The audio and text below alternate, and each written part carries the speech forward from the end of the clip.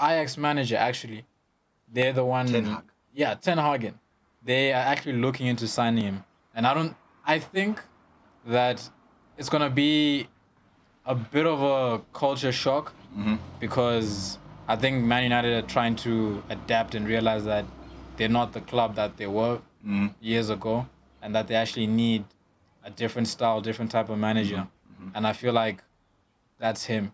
I think he'll do Ten Hag? well. Yeah. Well, okay, I'm gonna just break it down like this. United fans have to humble themselves, and I feel like the years have done that for them. It's great to see as a Liverpool fan, I'm not gonna lie.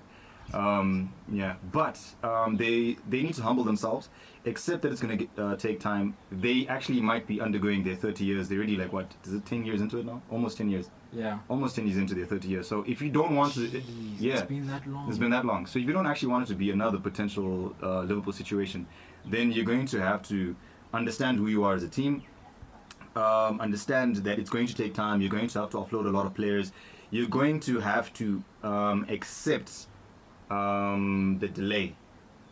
But you have to accept that a delay is not a denial.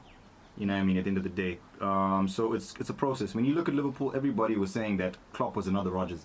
Yeah. But what's called FSG did what they should have done and gave them time. Once you get to Ten Hag, I'm thinking of just taking Ten Hag in, you have to accept that he might lose a couple of games at first. It might not be a pretty season at first, but it will lead to something because he is a young manager, youngish. He's got flair, and he's for the future.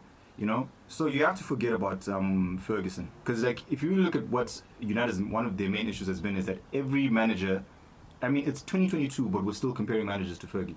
Yeah. That's ridiculous. You know what I mean? It's almost been a decade. Yeah. So one, you have to do something that you're not used to, that you tried doing, and that's give him time. And the board, the owners, I really feel really have to switch up their manner of American ownerism. And let me explain what I mean by that. If you look at American owned sports, right? Well, let me say American sports. It's more about franchises than it is about merit. You know what I mean? So if you are within the conversation of the top spots in Europe or in the league, if you're in the conversation, if you have a star player, franchise player, then they believe they're doing their job. Because one of the reasons why Pogba was such a target wasn't necessarily because he was going to bring silverware, it was because he was going to sell jerseys. Which he did. In his first 2 weeks, I believe, they covered. It was him and Zlatan Ibrahimovic. Yeah, and the first month, I believe, they covered the entire cost of the amount of money they spent to buy Pogba. So you need to eliminate that mentality from what's it called, the ownership there, because you can't bring this Americanized system to European football. You know what I mean? Because we don't work like that. Well, this is me speaking like a European. You know me, I'm from Liverpool. Yeah. But anyway, so that's what I really feel like needs to be done. But then again, this is unqualified sports. These are our unqualified opinions. They don't mean trash. It's just our point of view. If you disagree, please let us know in the comment section. But yeah, moving on. Less facts, more opinions. Yeah, boy.